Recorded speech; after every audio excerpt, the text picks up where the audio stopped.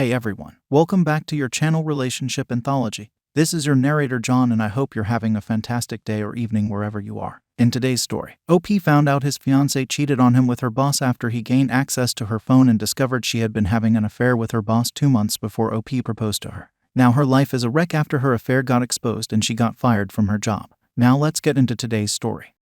I really wonder when I will get past this. I and my fiancée have been together for 6 years. I proposed to her during COVID and she was actually having an affair when she accepted my proposal. Why would anybody do that? Why would someone accept a marriage proposal from one person while sleeping with somebody else? Anyway, this is a long story. I have been typing it out for weeks. It is therapy for me in a way, not really looking for any advice, just trying to empty myself out somewhere and tell my story. I'm a pretty awkward guy. I've never been big with the ladies, but when I met my fiancée, let's call her Bess, I was head over heels in love within a minute. I had never been in love before, but I knew she was the one I wanted to spend my life with as soon as I met her. For some reason, she seemed to really like me as well, and we were talking about kids and moving in together by the end of the week. The time up until Discovery Day was great, at least it was for me, and it obviously couldn't have been that great for Bess. One day, I happened to see a glimpse of a message on her phone that made me pause. I laid awake that night and got up while she was sleeping and went through it. I'm very comfortable with technology. I actually make a living through some mobile apps I made. I'm not super rich, but I could comfortably take a year off without suffering any long-term economic consequences.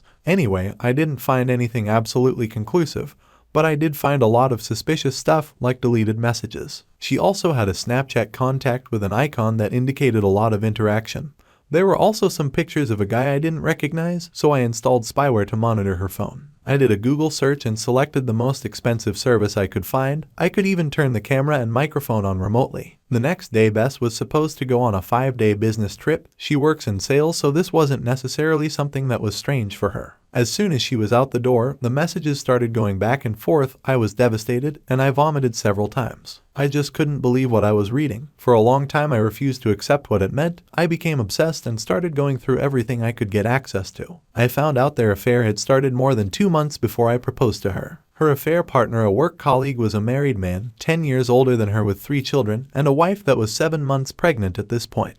The final insult that day was when I could hear them in action in a hotel room, where they professed their love for each other. They talked about running away and starting a new family. I was totally distraught. I had no idea what to do. I didn't have the guts to call and confront her. In the end, I ended up calling my best friend since childhood. Let's call him Kay. Kay grew up in a Brazilian household.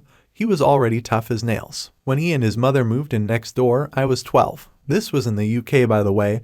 Kay didn't know a word of English, but over the first summer we became close friends and I learned some Portuguese and he learned some English. I guess we bonded so strongly through a shared trauma. I and Kay have been inseparable since, which is kind of weird because I'm a shy, awkward nerd. Kay is very popular and not afraid of anything, unlike me. I told Kay everything and showed him the messages and the emails I managed to uncover. He was silent for a long time. He told me that he couldn't give me any specific advice because this was something I had to deal with. I had to deal with this the way that was right for me. He then proceeded to remind me about a girl he had been with that had cheated on him. He went nuclear and exposed her to family and friends and then did no contact. I had no idea what to do for the next few days. We packed all her stuff and drove it to a storage unit, then changed the locks on my apartment and prepared to pick her up from the airport. Bess was all happy and laughing when she got into the car, but then she instantly noticed that something was wrong with me. I just told her I wasn't feeling well. Kay smiled at her and told her I had a fantastic surprise planned for her at her parents' house. I didn't say anything, not a single word. The entire trip, I tried to not let her see my face and I faked a smile as best as I could. From the moment Bess got into the car, the rest of the day seemed like it played out in slow motion. I had already talked to our parents the day before and told them we were coming by. I told them I had a surprise announcement to make. When we arrived, there were hugs and smiles and I almost backed out at that point. I love her parents. They've been so good to me and always made me feel welcome. Soon Bess was sitting on the sofa in between her parents. At some point someone asked about the big surprise. Kay encouraged me to go on. I started off by telling her parents how fond I was of them and how grateful I was that they had welcomed me into their family and treated me in such a way that I always felt welcome. Then I choked up for a few minutes. I had this entire speech planned out. It was eloquent and composed. I totally forgot my speech, so I just blurted it out. Bess has been cheating on me with a work colleague that has kids and his wife is 7 months pregnant. The engagement is off, the wedding is off, and our relationship is over. Best your stuff is in this storage container. I just dropped the key on the floor. This is goodbye forever. I walked out while everyone was just sitting there silent. I heard Kay tell them that I needed time to heal and to not contact me unless it's absolutely necessary. In the car, Kay told me to post to the Facebook group. The Facebook group was where we were planning the wedding. Everybody was on there, my entire family, her entire family, friends, everyone. I posted a short message, almost identical to what I told her parents, and then disconnected from the group. Kay kept telling me he was proud of me. That one day, I would look back at this and be happy that I stood up for myself. I was just stunned. Nothing about this felt good or real. The next planned stop was the affair partner's wife. When she opened the door, I just blurted it all out and didn't even introduce myself. I'm pretty sure she slapped me at some point as I gave her a thumb drive with the evidence on it. Her husband came around the corner behind her. His wife immediately started screaming and told him to get lost and not come near her. He tried making excuses, but as soon as he took a step forward, Kay was right up in his face instantly. Kay told him, "You heard the lady, get out." After a bit more back and forth, he eventually packed a bag and scuttled off. Kay talked to his wife for a while, and I was just trying to process my screwed up life in my mind. In the end, we were invited inside the house of Kay's mother and agreed to spend the night there until her father could arrive the next morning to pick her up. She was scared her husband would turn back up and she did not want to be alone. Inside, I was treated like I had turned invisible. No one saw me or noticed me, and I just sat there crying, silently. I understand she was in a much worse situation than me because I was not married and did not have kids. At some point they all fell asleep while I still sat there crying. I decided that I was going to just end it. I started looking for pills, but I couldn't find any. I just couldn't get my head around about what was happening.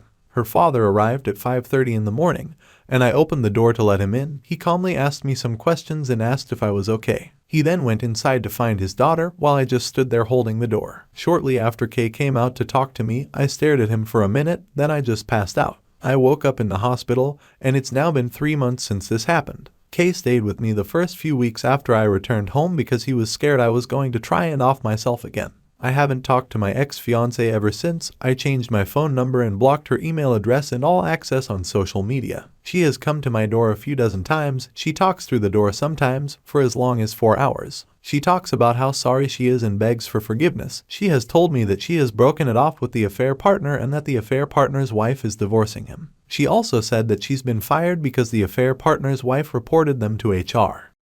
Hi guys, this is the end of the part 1 of the story. We are about to continue to part 2, but before that, as usual, I would request the ones who hasn't subscribed to click on that subscribe button. This gives us a great support and encourages us to present the stories in better ways. Now, let's continue to the updates. Update.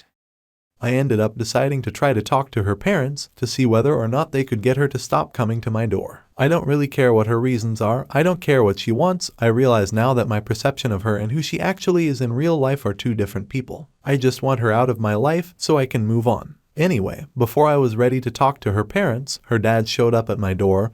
He had a 6-pack of my favorite beer and he asked if we could talk. I said sure and told him I'm on my way out. Maybe we could walk and talk. I didn't want him to come inside, not just because I've been a mess and my apartment reflects that, but I didn't want to let him in and maybe suddenly his daughter would be at the door or something. He popped 2 bottles of beer and he just started to talk. Initially, he apologized on behalf of his daughter, then he told me that his wife and daughter had been pressuring him to go see me to somehow get me to talk to his daughter. He told me that his daughter was spoiled and selfish, and that he hoped that for once she would have to face the full consequences of her actions. Maybe he hoped she could be a better person in the future. I asked him if everything was okay between us and he said there were no problems at all, but jokingly said maybe it was time for me to get a divorce. Apparently the confrontation between him and his wife and daughter didn't go that well after meeting me. But this time he told me he wasn't going to back down. This seemed to be a fight that had been a long time coming for him. As for Kay, he has been great as he always is. He has been supporting me and encouraging me all along. Now that I am out of it, I realized how right he was that one day.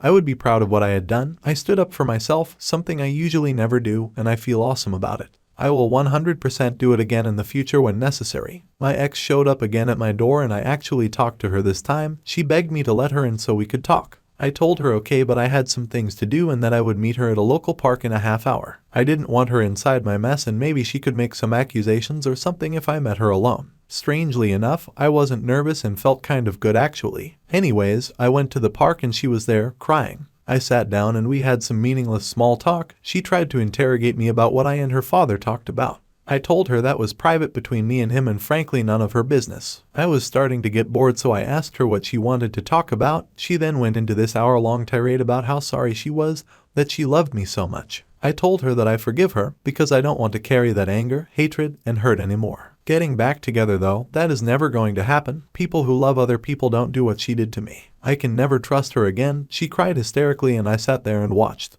It was strange because I have never felt that detached from anybody. I called her dad to come get her and I told her that I hoped she would get some counseling and fix herself. Something was obviously broken inside of her. Then I got an Uber and I went to the local animal shelter and adopted a kitten. I named the kitten Shiny K, joked that he was blinded by my new shiny spine. The kitten's name is Shiny to always remind me to stand up for myself. I am happy I managed to take the high road and just be honest with her without yelling or calling her names. I've been playing with my amazing kitten, having a lot of fun, and Kay is coming over later to play some video games and swing down some beers. I am sad about my ex. I feel sorry for her. I will miss the good times we had, but I am also relieved that I am done with this now. It was what it was.